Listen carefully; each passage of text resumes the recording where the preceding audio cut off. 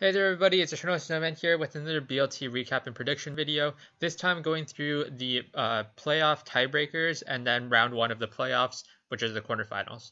So we'll start with, first off, we'll start by pretty much introducing what all of the uh, teams are playing for in this tiebreaker. So the Stuffles and the Swampers are going to be playing for the uh, first seed in their group. So the winner of this will get the bye, and the loser will have to play round one of the playoffs. And then the Weaviles and Alakazams are playing for their position in the playoffs. So the winner of this will get into the playoffs, and the loser won't. And then same with the Laxes and Reshiram. So the winner of that series goes to the playoffs, and the loser doesn't. So the Stuffles versus Swampert series, we'll start off with the Uber game. Plimsoll Punks versus Ominous Draco. So Plimsoll Punks brought a Deoxys Speed HO team, and the team was actually it was fine. I think in general the meta for high level Ubers play versus what is good for like non Ubers mains to win is very different. I think DOS HO is like very suboptimal, but it's very easy to get wins with against at a like quote unquote lower level, I would say. And he was put in a position, or he won the game basically off of Ominous Draco missing a Fire Blast. That's not to say that he would have lost if the Fire Blast hit, because there was still a chance for both players to win after that point, depending on like basically what kind of options they both picked and other luck related things. But Omnis Draco missed a very crucial Fire Blast that lost him the game, which is different from winning him the game, because it basically means that if you lose the game on that turn, it basically means that you cannot win from that position. But if the other way had happened, like basically he had the Fire Blast, it wasn't guaranteed that he still won, because there were still a lot of decisions that he still had to make. It just meant that missing that Fire Blast 100% lost him that game, basically. So that was very unfortunate for him. And the Uber's game goes to Plimsoll Punks. But I would say that Omnis Draco played pretty well. I wouldn't say that I was that impressed by Plimsoll Punks because of the big asterisk. Um, and then in OU, 100% GXC lost to a Bad Player, who has had a very impressive run so far. I think that Bad Player brought a better team, and he played it very solid. I think that there was not that much to say about this match, because I think I just felt like Bad Player just, 100% GXC brought a team very weak to Heatran, if I remember correctly.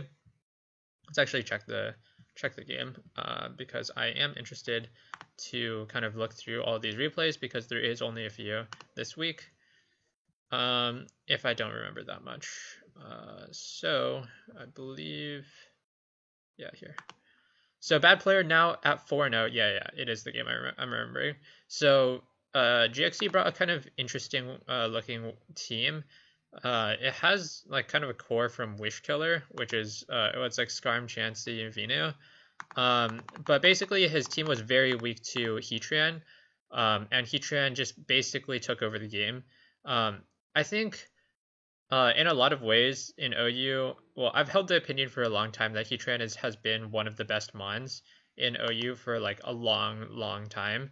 And it's because Heatran has the ability to basically dominate through like kind of both being an amazing defensive presence, is especially good as a defensive mon against other defensive mons. And it also exerts so much pressure because of how strong Magnastorm is. I think in general, trapping gives such a big edge to the player who has the trapping advantage, because it allows you to basically play with more information or more options in your opponent, which is very important. So I think Heatran has been extremely good for a long time, and without the solid option to answer it from GXC's side, it looked like a very bad matchup.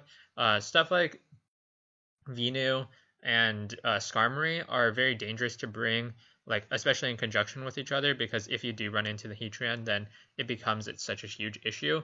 That said, like obviously you can't account for every matchup. I think OU has a lot of different mons that like are hard to just like always prepare for, like Heatran, Greninja, Magearna, all these mons that are like can become extremely impressive, especially when in conjunction with each other, because it's like hard to check everything and like not lose to everything, right? So I think GXC kind of tried to take the approach that he would try to outplay some of the worst matchups. Like Heatran is not an unlosable matchup, but it's just a worse matchup for him. So he just tried to would try to outplay it from the builder, like perspective, but he wasn't able to.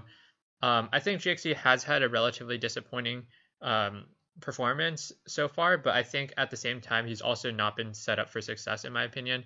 I think like if he was put in a better position to succeed, then he might have had a better showing. He's kind of been put in positions where he hasn't had the best like time to be able to succeed. On the other hand, I think Bad Player has been very impressive. I wasn't that high on him coming into this week, but I think really with the last few wins, he has really shown that he can be at that highest level and be one of the people who kind of emerge in this BLT as a good player. So I'm very impressed with his 4-0 so far, and he has been one of the standout players for me personally. Moving on to the doubles game, I think TTTX kind of shut down Arse9. Arse9 brought some kind of weird cheese team. I actually think that this kind of highlights a big thing, that if you do have a doubles team, like player actually has such a huge advantage. The difference between a non-doubles player and a doubles player when playing doubles is actually much bigger than in like the majority of other tiers. I think it really highlights this. There's two kind of facets to it. The first is the playing facet, which is it's very different from a normal tier and how it plays, but also from a team building aspect. I think part of it also has to do with the fact that recently, in my opinion, the doubles meta has completely shifted towards this kind of hazard balance as being a very dominant new playstyle that has entered the metagame. And this kind of hazard balance, which is normally consisted of kind of like 4 defensive mons, which kind of one of them has stealth rocks, and then normally a bulky booster, and then some 6th mon. So like a lot of times it'll be like something like Goth, Scizor, Lando, or something like along those lines. Basically, you have a bulky booster with the best of which are like Mega Latios, Mega Tyranitar, Mega Scizor, Volcarona. Those kind of mons are very dominant in the meta right now alongside hazard mons. And so the kind of team that you bring in doubles right now has a lot to do with how well you're going to do. I think team building is kind of a big barrier of entry. You have to be at least above a certain point to actually give yourself a chance. And I think TTTX, while he has kind of like a somewhat strange pattern of building, it still falls well within the like, okay, this is good enough to put yourself in a position to win. Arse9's team was kind of a little bit more strange. It had a little bit of Aurora Veil, Ninetales stuff going on. It had Xurkitree, which I believe is just a bad Pokemon. So I think there could have been a lot of optimized things. And to that end, I think that a lot of that has to also do with, when you're playing doubles, it's or like in BLT, the support that you're getting is also very important. So Plaz and Raj probably don't have the connections in doubles that they might have in other tiers, which is actually very important.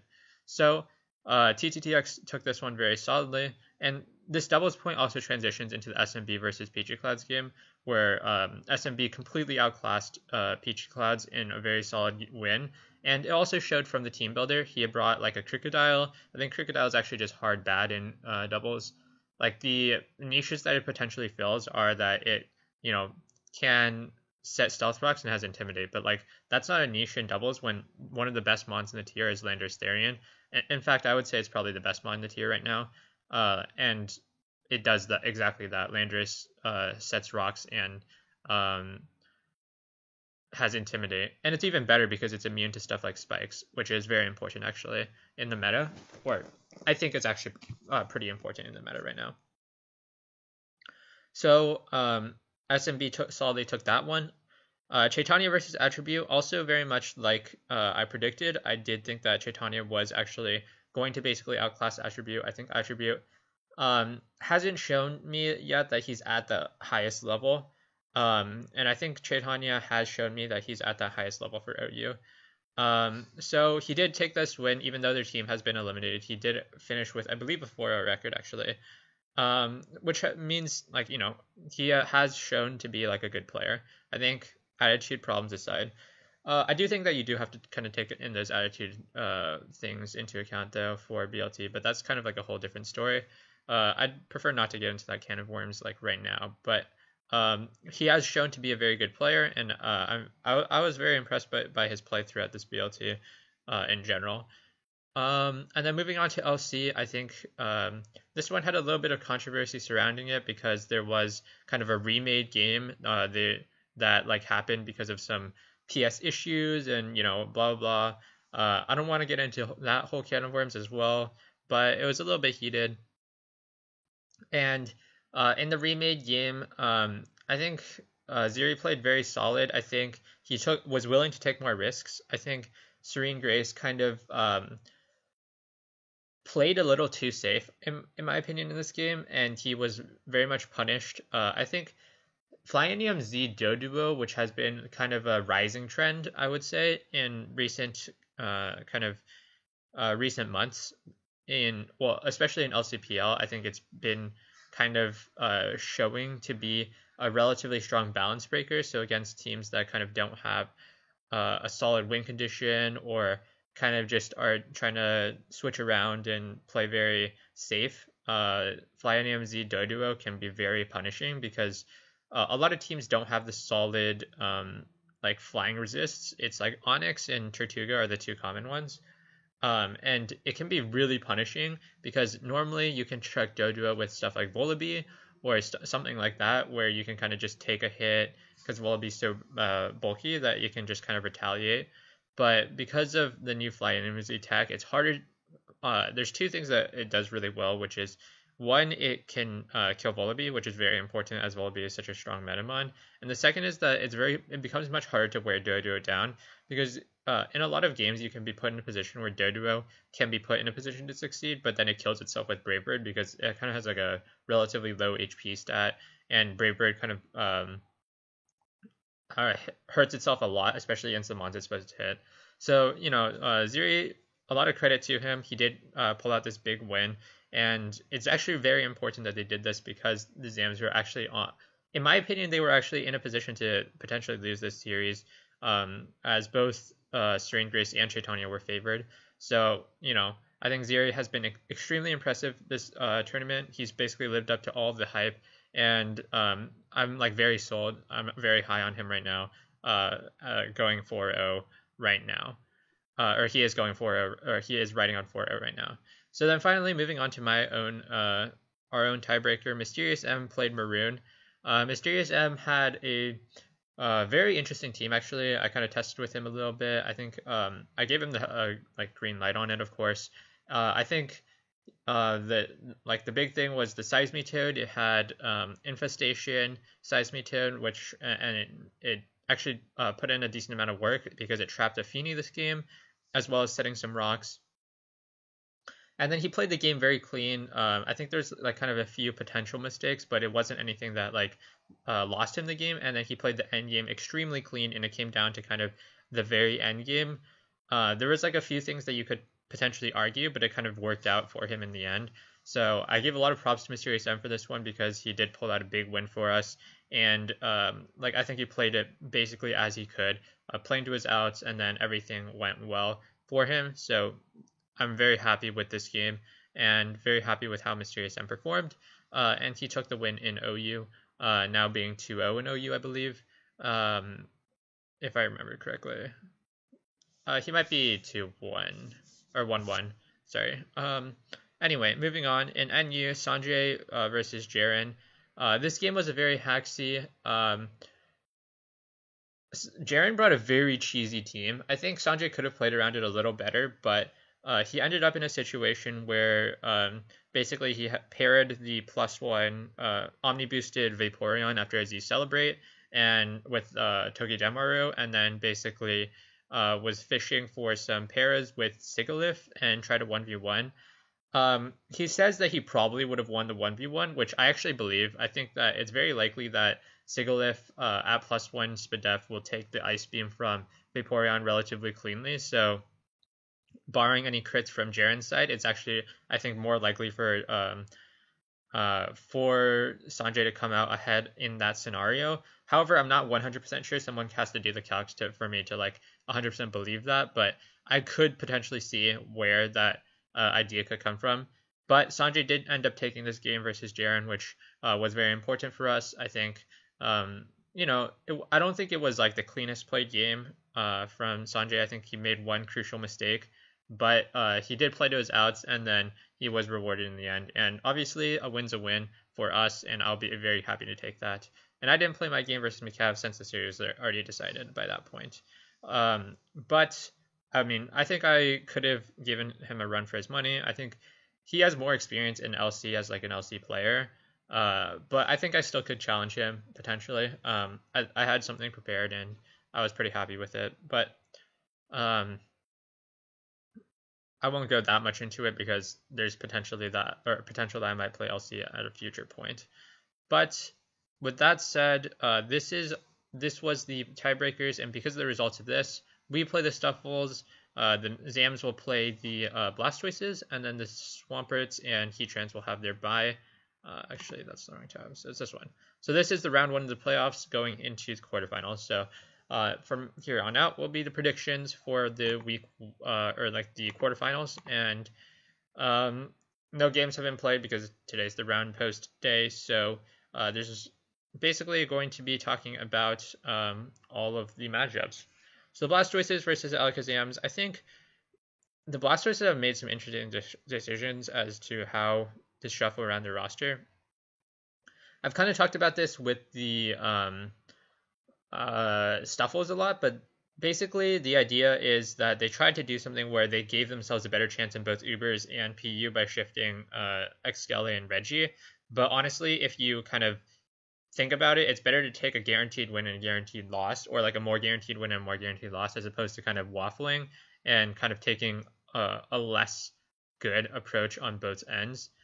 Xskelly has not impressed me that much throughout this tournament, and Dandaman, while he hasn't shown the best in terms of playing, I think 3-0 is actually going to be a very big motivator for me to say that he is favored in this match, because I don't think Xskelly is that great of an Ubers player from all indications, at least. And Dandaman, while he isn't the best, I think that the team support is there, and I think that they will have what it takes to put together another win here in Ubers, where very impressively they have gone 3-0, and Dandaman has gone 3-0. So while I have said that Attribute is not the highest level for me, Tradodia Suri is definitely not even in that consideration to be at the highest level, where Attribute I think was kind of borderline coming into this tournament. I thought he could potentially be in that highest level. But I do think that he is better than Tradodius, so I'm going to favor that side as well. Oh, actually, Dandaman, I'm favoring him 60-40. Tradodius versus Attribute, favoring Attribute 70-30. Oras Mega versus Sam.Tian. Oras Mega has played pretty well throughout this tournament. Sam.Tian, I've not seen anything good from. 80-20 on Oras Mega side. Abyssal Ruins versus King of Crimea. Keeping It Icy and King of Crimea both have had lackluster performances, in my opinion, from basically what we would expect from them coming into this tournament. I'm going to favor Keeping It Icy slightly, though. It's going to be a redemption for either one of these players and it's going to be an important match because the series is relatively close. So I'll favor Keeping It Icy 51-49 here, but it's very slight, and it's basically only because I have more faith in him as a player to be able to play at a high level. But it'll be interesting to see where, and he has had a few wins in the past as well, albeit King of Crimea had a harder group. Prince of All Tacos versus the Amuse. Prince of All Tacos I think has shown to be a much better player. I don't think this is very close. Prince of All Tacos should take this one.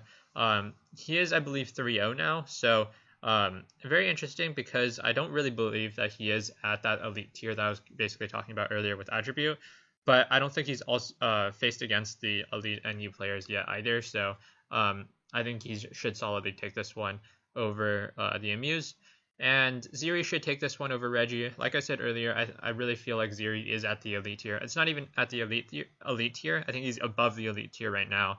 I think he's been playing amazing in basically everything, and I'm really high on him I'm going 90-10 here in PU. I think this is going to be a smash from Ziri. Jack in My Box versus Pokeyart. Prince of All Tacos is 70-30 over the Amuse as well. Jack in My Box versus Pokeyart. This one will be interesting. I don't have very much faith in either of these players. The big question mark will be what kind of teams they'll bring and whatnot. I think Jack in My Box has shown me more than Pokeyart, so I'll favor him slightly, but it'll be a big question mark. I think teams will decide a lot of how this plays out, and so I'll be interested to see the prep. But Jack in My Box, I'll favor him 60-40. I think he's shown me more.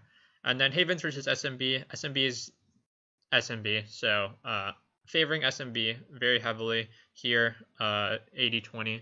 I think Havens has had not that great of a tournament so far, but at the same time, I don't think even coming into this tournament, even at his best, if he gave his best performance, that he was at SMB's level. I think SMB is at the top of the elite, and Havens may not even be in that elite tier for doubles right now for me.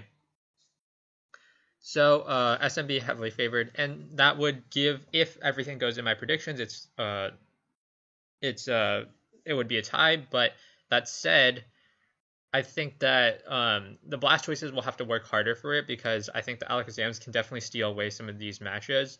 The Blastoises, I don't think in their unfavored match, or I think three of the 8 matches are almost guaranteed to be in the Alakazam's favor, or close to guaranteed, and Attribute, Ziri, and SMB should be able to pick up their wins. So it'll be a lot on the Blastoises to be able to pick up all of the other wins if they want to win this series or go to tiebreaker. It will even be difficult, and I don't know how well the Blastoises will do in the tiebreaker, because I don't have a lot of faith in teams tiebreaker. Their tiebreaker will be basically starting down 0-1 because they don't have a top level OU player, and then they'll have to pick from there, and then it's very difficult because then they'll have to beat the SMB in doubles and their OU player, or beat Attribute and OU, which I don't know if they'll be able to do. So this kind of looks like pretty heavily in the Alakazam's favor, which is even bigger on Ziri to be able to pull out that win against a Serene Grace. So I'm very high on the Zams right now. I think their top end is some of the best talent in BLT as a whole, especially Ziri and SMB. I think are two of the maybe top 5 best players in BLT right now, and if not just two of the 2 best. And a lot of their other players have still shown that they have what it takes to be at the highest level. So I'm going to say the Zams will probably win this series in the end. Whether that goes to tiebreaker or not will be basically dependent on how well the other Zams and the Blastoises play. But I think that the Zams will take this series in the end. And then moving on to the Stuffles and Snorlax series. So I'll go through basically everything. I don't want to talk too much in depth like the other matches, because obviously I don't want to give away information about my team, but I'll just give some quick predictions because I know people like to hear that. So 100% GXC versus Mysterious M. I think GXC, like I said before, hasn't had the best tournament yet. Maybe he's going to be hungry for his first win. Maybe he's not. Maybe he has. I don't know how good his mental will be coming into this match. Mysterious M has had a very impressive tournament so far, picking up the win in the tiebreaker. He is now 3-1, I believe, but undefeated in Ubers. Mysterious M has to be favored here, but it's not out of the realm of possibility that GXC could potentially take it. So I'm favoring Mysterious M, but I don't know.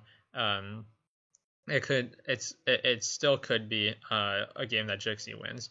Tote versus Dennis the Menace. Dennis the Menace has to be favored here. He is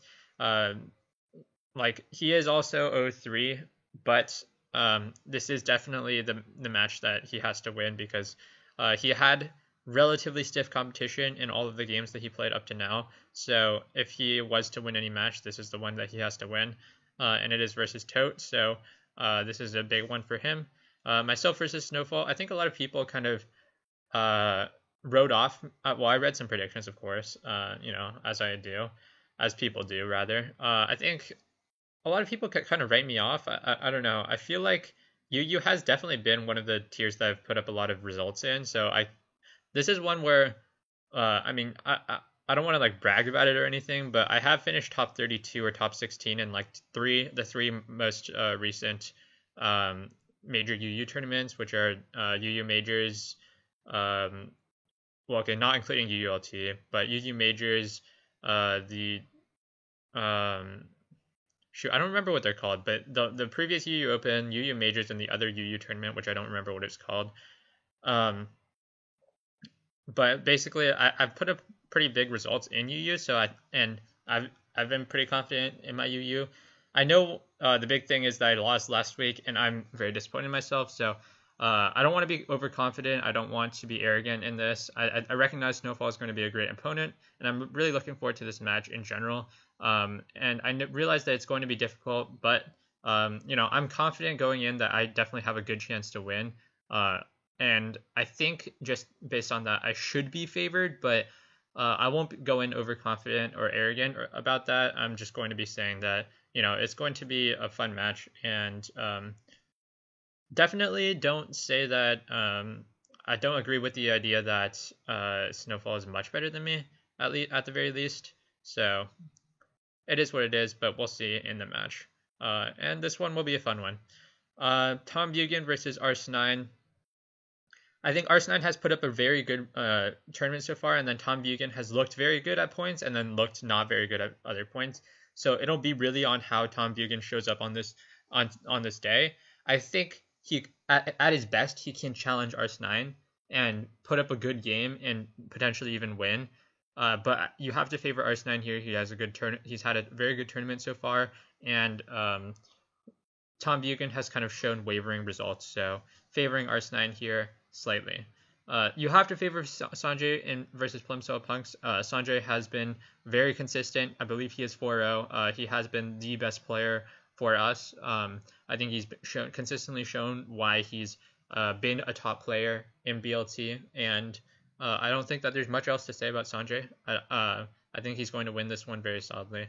Romnan versus Epic Boost. This one will be interesting. I don't think both of these players have shown up to be great. I think they've both made very crucial misplays or made mistakes throughout their games, even in their wins. So it'll be interesting to see who pulls ahead in this one. I won't say who I believe because I actually don't know. I think this will be a 50-50 matchup. And Raj.Shoot versus Sificon. I think Raj.Shoot has to be favored here. Sificon is now 0-3, I believe, while Raj.Shoot is 2-1 rather. And I think Raj.Shoot has shown a lot of success. The asterisk is that he did lose to I'm Just Gray in the previous week, so there is a chance that Sificon can steal this game away as well. Boyne versus Cheese. I think Cheese is definitely favored here. Cheese has had recently shown success recently, going 2-1 in the last 2 weeks against pretty stiff competition as well. So there is a lot to say that Cheese has kind of bounced back from his week 1 loss, and I think that is basically everything I wanted to talk about here. I'm really excited in general about BLT playoffs because this is the biggest event of the year for Tours Room, regardless of what people say about TLT or whatever. But this is really like the homebred kind of tradition of BLT.